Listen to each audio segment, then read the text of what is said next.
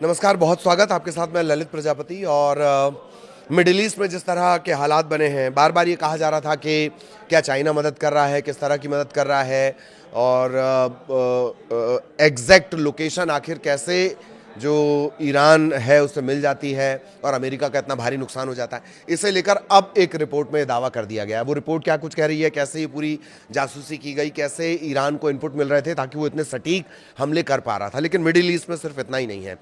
Middle east में और भी बड़े अपडेट्स हैं। क्या ब्रेकिंग है इस वक्त की, वो जान लीजिए।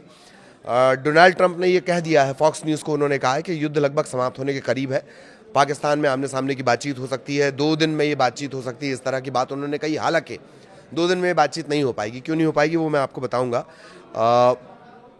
एक और बड़ी ये भी दोहराया गया कि होर्मुज जल डमरू मध्य, स्ट्रेट ऑफ होर्मुज, यहाँ पर जो नाकाबंदी है वो जारी है और समुद्र के रास्ते जो ईरान से आने जाने का सामान है, आर्थिक व्यापार, उसे पूरी तरह रोक दिया गया। ये दावा ट्रंप की तरफ से किया गया। एक, कल अमेरिका में लेबनान और इजराइल के बीच बातचीत हुई है। दोनों ने कहा है सार्थक चर्चा।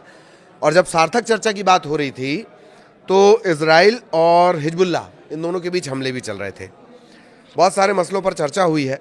विदेश विभाग के जो प्रवक्ता हैं टॉमी पिगोट, उन्होंने कहा है कि इजराइल और लेबनान के बीच सीधी सीधी बातचीत हुई है, डायरेक्ट कम्युनिकेशन हुआ है और शत्रुता समाप्त करने का कोई भी समझौता दोनों सरकारों के बीच होना चाहिए जिसकी मध्यस्थता संयुक्त राज्य अमेरिका करे, ना कि कोई और।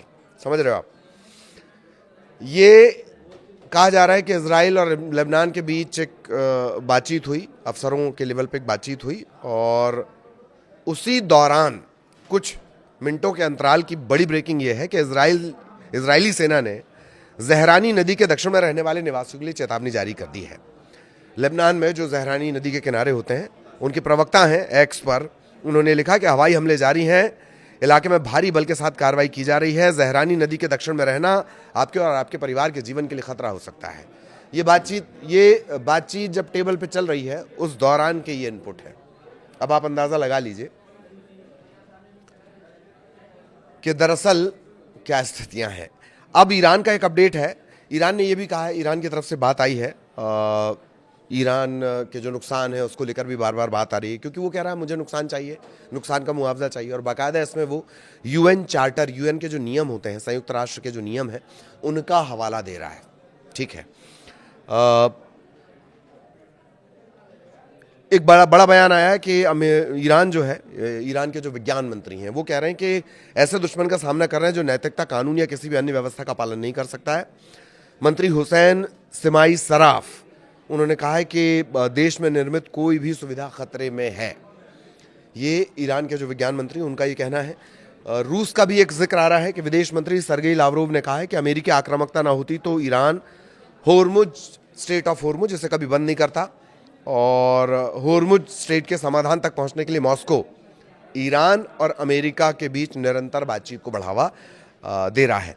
इससे पहले हमने आपको यह भी क्लियर किया है कि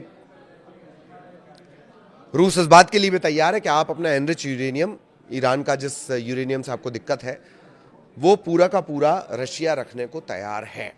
अगर किसी को दिक्कत है तो वो ये काम भी करने को तैयार है। इसके अलावा जो लावरोव हैं विदेश मंत्री, उनका ये भी कहना है कि अंतर्राष्ट्रीय परमाणु ऊर्जा एजेंसी ने कभी ये दर्ज ही नहीं किया, कभी ये रिकॉर्डेड ही नहीं किया था कि ईरान का यूरेनियम संवर्धन सैन्य उद्देश्य, मिलिट्री पर्पस के लिए था।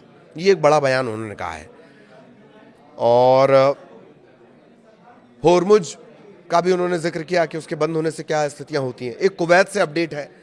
कुवैत की जो पूरी दरअसल जो निर्भरता है वो स्ट्रेट ऑफ होर्मुज में है। करीब करीब 90% हिस्सा तेल क्षेत्र से आता है और उसका जो ट्रांसपोर्टेशन होता है वो स्ट्रेट ऑफ होर्मुज से होता है।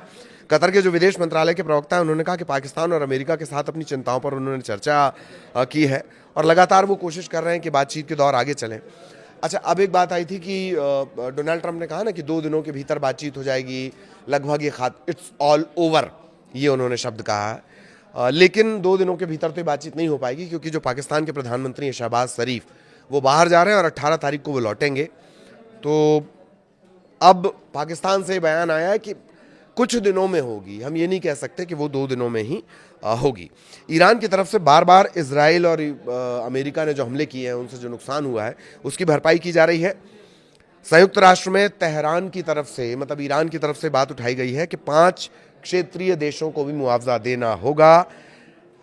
इन देशों के क्षेत्रों का इस्तेमाल ईरान पर हमला करने के लिए किया गया है। मैंने आपको कहा था यूएन के चार्टर का भी जिक्र ईरान की तरफ से मजबूती से रखा गया है। और नुकसान कितना मांग रहा है ईरान सरकार की जो प्रवक्ता हैं फातिमे मोहजेरानी, मंगलवार को रूस की जो समाचार एजेंसी है नोवोस्ती, उसको एक इंटरव्यू के दौरान उन्होंने बताया है कि 28 फरवरी से जब ये युद्ध शुरू हुआ और ईरान को अब तक प्रत्यक्ष यानी डायरेक्ट और इनडायरेक्ट 270 अरब डॉलर का नुकसान हुआ है। और ईरान चाहता है कि ये नुकसान अमेरिका और इजराइल के अलावा वो देश जहां पर अमेरिका ने अपने बेस बना रखे हैं उन्हें देना होगा। अब अपन मूल खबर पर लौटते हैं कि चीनी सैटेलाइट के जरिए जासूसी हुई थी। हमने बार बार ये सवाल हमने आपको जब भी ये एक्सप्लेनर हम बनाते हैं हम आपको ये बताते हैं कि कैसे ईरान एकदम सटीक हमले कर रहा है। कोई छोटे मोटे विमानों पर हमले नहीं कर रहा है। वो जो फाइटर जेट प्लेन्स हैं 15 FE है जो गिरा दिए गए हैं, या रिफ्यूलर टैंक को जो हमला बनाया गया है, तो वो कैसे सटीक हमले कर रहा है। जाहिर तौर पर कोई इंटेलिजेंस इनपुट मिल रहा है। अब इससे जुड़ी एक रिपोर्ट सार्वजनिक हुई और इस रिपोर्ट के सार्वजनिक होने के बाद ट्रंप ने बीजिंग को बड़ी धमकी दे दी है। ये रिपोर्ट क्या कह रही है? मिडिल ईस्ट में जारी युद्ध के बीच फाइनेंशियल टाइम्स ये रिपोर्ट कर रहा है, दावा यह कि ईरान ने गुप्त रूप से एक चीनी जासूसी सैटेलाइट हासिल किया था जिसके जरिए अमेरिकी सैन्य ठिकानों की न सिर्फ निगरानी की गई बल्कि उनकी एग्जैक्ट लोकेशन भी पता की गई। पहले और बाद की तस्वीरें तक ईरान को मिली, वही तो जारी की जा रही थी और चीन ने इससे साफ सिरे से खारिज कर दिया है। किस सैटेलाइट का नाम आ रहा है? Satellite TEE-1B। T-1B इसके जरिए अमेरिका की जासूसी करने के आरोप लग रहे हैं। और ईरान की जो IRGC है, इस्लामिक रिवॉल्यूशनरी गार्ड कॉर्प्स, उसने सैटेलाइट के जरिए अमेरिका के हर मूवमेंट पर नजर रखी। अब ये बनाया किसके जरिए गया है? ये जो T-01B है ये चीनी फर्म है अर्थ आई कंपनी, इसके द्वारा बनाया गया है। और जो रिपोर्ट लीक हुई है जिसके हवाले से फाइनेंशियल टाइम्स ये दावा कर रहा है कि इस सैटेलाइट के जरिए पूरी निगरानी हुई है, उसे अर्थ आई कंपनी ने बनाया था। IRGC की एरोस्पेस की जो फोर्स है, एयरफोर्स जो है, उसने 2024 में इसे हासिल किया था।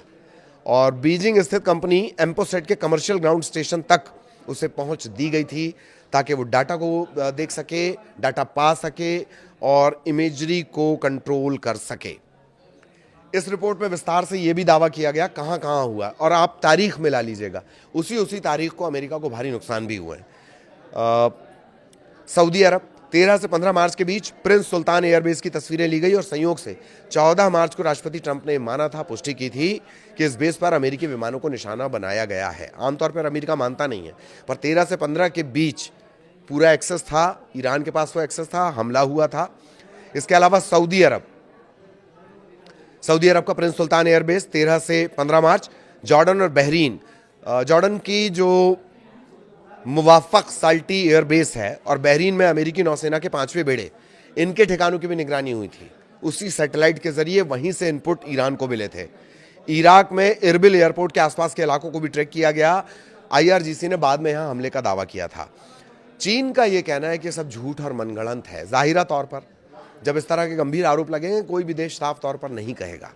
हालांकि चाइना बिल्कुल सीधे तौर पर अमेरिका को भले ही ये चेता रहा हो कि जब होर्मुज, स्ट्रेट ऑफ होर्मुज से आप सावधान, स्ट्रेट ऑफ होर्मुज में किसी तरह की कोशिश ना करें, निगरानी की कोशिश ना करें, अपने नेवल बेस को वहां से हटाएं, लेकिन इस तरह के आरोपों पर चीन ने साफ इनकार कर दिया। क्या कह रहा है चीन? आधिकारिक तौर पर कहा है कि पूरी तरह मनगढ़ंत है। अमेरिका को एक चेतावनी भी दी है कि अगर इन झूठे आरोपों को आधार बनाकर चीनी सामान पर टैरिफ बढ़ाया गया तो चीन इसका कड़ा विरोध करेगा। ट्रंप ने सीज फायर को लेकर बड़ा ऐलान, जिसका हमने शुरुआत में जिक्र भी किया है कि शांति की उम्मीद जगी है। ट्रंप ने ये संकेत दिए कि 2 दिन शानदार हो सकते हैं और शायद ईरान के साथ चल रहे सीज फायर को आगे बढ़ाने की ज़रूरत ही ना पड़े, क्योंकि उससे पहले ही कोई ठोस समझौता हो जाएगा। हालांकि उन्होंने इस्लामाबाद का जिक्र किया है, पाकिस्तान का जिक्र किया है, जहां इससे पहले चर्चाएं हुई हैं, लेकिन पाकिस्तान की तरफ से बयान आया कि चूंकि जो शहबाज शरीफ हैं वो आज बाहर जा रहे हैं और 18 तारीख को वो आएंगे, तो तो उसके बाद ही कोई ऐसी बात है, तो एग्जैक्टली 2 दिन में तो ये नहीं हो पाएगा, पाकिस्तान की तरफ से कहा जा रहा है, लेकिन अगले कुछ दिनों में इस तरह की उम्मीद है।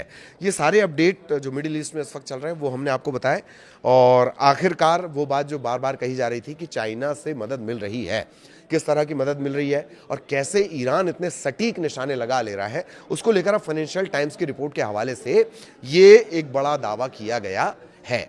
आगे भी अपडेट आप तक पहुंचाएंगे। नमस्कार।